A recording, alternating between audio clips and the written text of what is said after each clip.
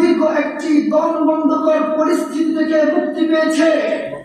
সেই সাথে বিগত 15 বছরের ফ্যাসিস্ট আমলের ধ্বংসস্তূপের উপরে দাঁড়িয়ে জাতি এখন নতুন বাংলাদেশ গড়ার স্বপ্ন দেখছে।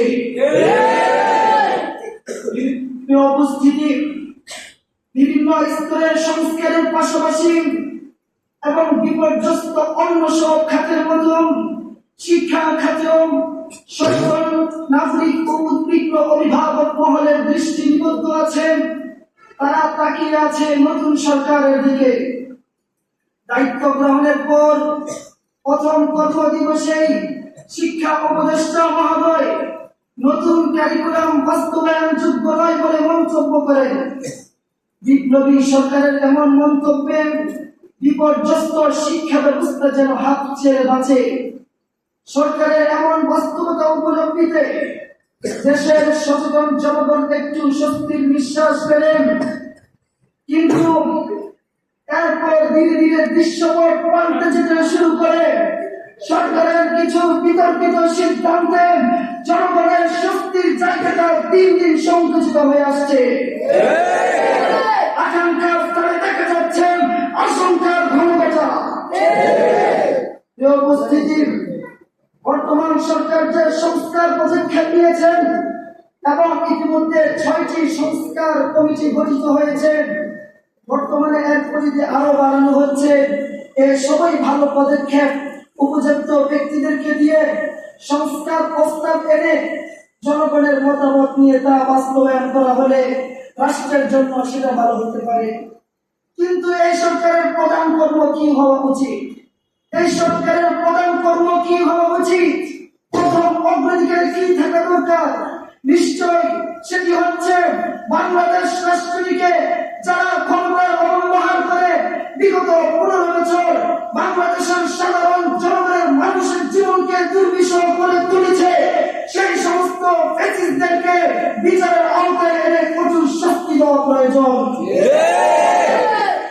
রাষ্ট্রের ও সরকারের বিভিন্ন জায়গায় ঘাটতি বেড়ে থাকা ফ্যাসিবাদের দূষণ এবং তার সহযোগীদের জন্য বিচারের জন্য যথাযথ ব্যবস্থা নেওয়া হচ্ছে, সেটিও কিন্তু দৃশ্যমান হচ্ছে না। উপস্থিতি ফ্যাসিবাদী হাসিনা দীর্ঘ 1.5 দশকের বেশি সময় থেকে যে জুলুম, নির্যাতন, অভূতপূর্ব দুর্নীতি এবং স্থায়ীভাবে ক্ষমতা আঁকড়ে রেখে বাংলাদেশ এই স্বাধীন রাষ্ট্রটিকে মেরুদণ্ডহীন করে দিয়ে গিয়েছে। বাংলাদেশের সাধারণ জনগণের মানুষের জীবনকে দুর্বিষহ করে তুলেছে।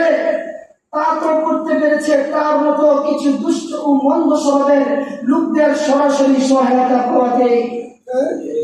উদাহরণস্বরূপ, যদি 2014, 2018, 2024 নির্বাচন কমিশন ভুয়া নির্বাচনে সম্মত না হতো, যদি তারা প্রতিবাদ স্বরূপ ইস্তফা দিয়ে দিত, তাহলে আজ পরিস্থিতি কোথায় গিয়ে দাঁড়াতো?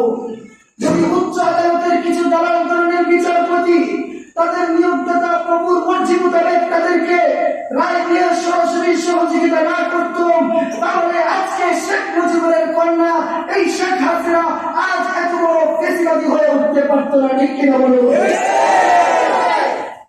উপস্থিতি বর্তমান সরকার যদি এই সকল ফ্যাসিস্টদেরকে, এই সকল ফ্যাসিবাদী দূষকদেরকে বিচারের আওতায় এনে কঠোর শাস্তি না দেওয়া হয়, তাহলে ভবিষ্যতের বাংলাদেশ বর্তমান থেকে আরো খারাপ হওয়ার আশঙ্কা আছে। অতি দ্রুত যদি ফ্যাসিবাদী দূষকদেরকে কঠোর শাস্তি দেওয়া হয়, তাহলে নিশ্চয়ই এটি এই সরকারের একটি যুগান্তকারী কাজ হিসাবে বিবেচিত হবে। উপস্থিতি হত্যা, নির্যাতন, গুম, খুন, সীমাহীন দুর্নীতি এবং স্থায়ীভাবে ক্ষমতা আঁকড়ে রাখার পাইতারা এই কাজ করতে যারা ফ্যাসিবাদের প্রধান দূষক ও সহযোগী হিসেবে ভূমিকা রেখেছে, সে যে পদেই থাকুক, যত বড় প্রভাবশালী হোক, অবশ্যই তাকে বিচারের আওতায় এনে কঠোর শাস্তি দেওয়া প্রয়োজন। উপস্থিতি বিগত সময়ে যারা স্বৈরাচারকে সরাসরি সহযোগিতা দিয়েছে, যারা এদেশের আরব জনসাধারণের বিশ্বাস ও আবেগের বাইরে অবস্থান নিয়ে বিদেশি সংস্কৃতি, বিদ্বেষী চিন্তাধারা এবং এদেশের মানুষের জীবনকে দুর্বিষহ করার জন্য যারাই এই ফ্যাসিবাদের দোষর হিসেবে কাজ করেছে, এই সমস্ত ফ্যাসিস্ট সবাইকে রাষ্ট্রের উপর্যস্ত ব্যক্তিদের থেকে এই সমস্ত লোকদেরকে চিহ্নিত করে তাদেরকে কঠোর শাস্তি দেওয়া প্রয়োজন।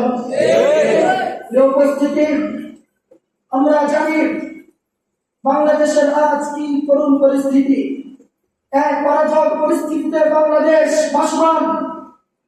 আমরা তাকিয়ে আছি বাংলাদেশের বিচার ব্যবস্থার দিকে। চট্টগ্রামে আমাদের যে বাইকে হত্যা করা হয়েছে, আদালতের প্রাঙ্গণে হত্যাকারীদের গ্রেফতার করে দ্রুত ট্রাইব্যুনালে ফাঁসির কাস্টে তাদেরকে ঝুলাতে হবে।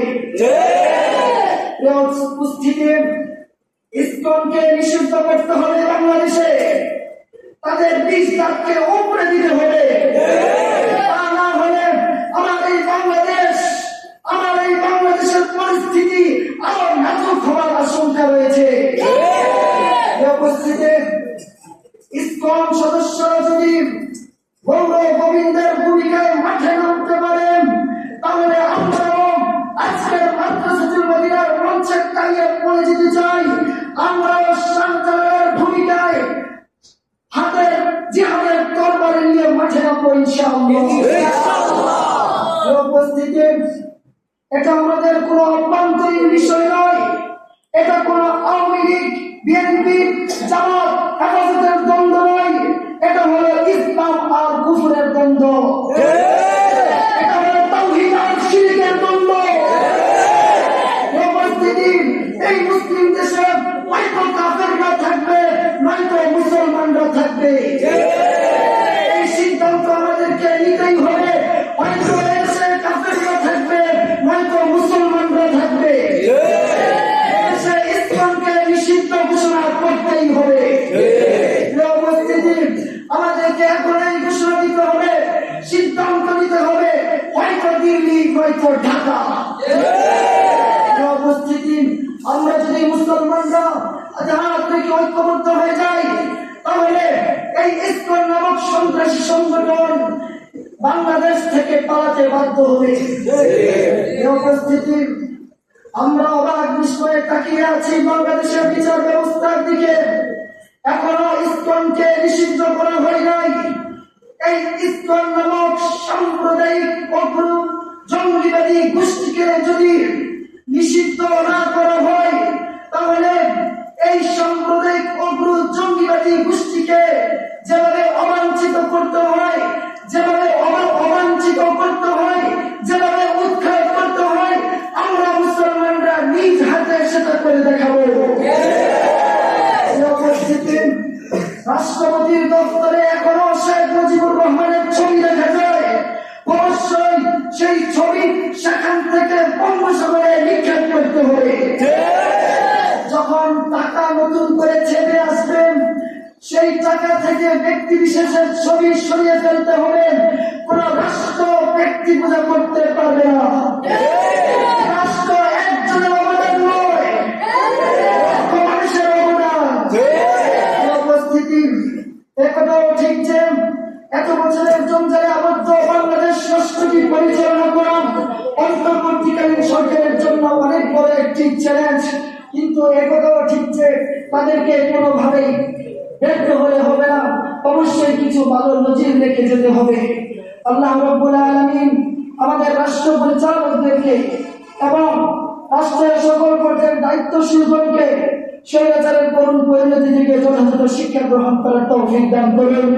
মহান আল্লাহ রাব্বুল আলামিন এই দেশ ও জাতির প্রতি সদয় হন, আমাদের রাষ্ট্র পরিচালকদেরকে সুপথে পরিচালনা করুন, যথাযথ অগ্রাধিকার নির্ণয় এবং সঠিক পথে পরিচালিত হওয়ার তৌফিক দান করুন।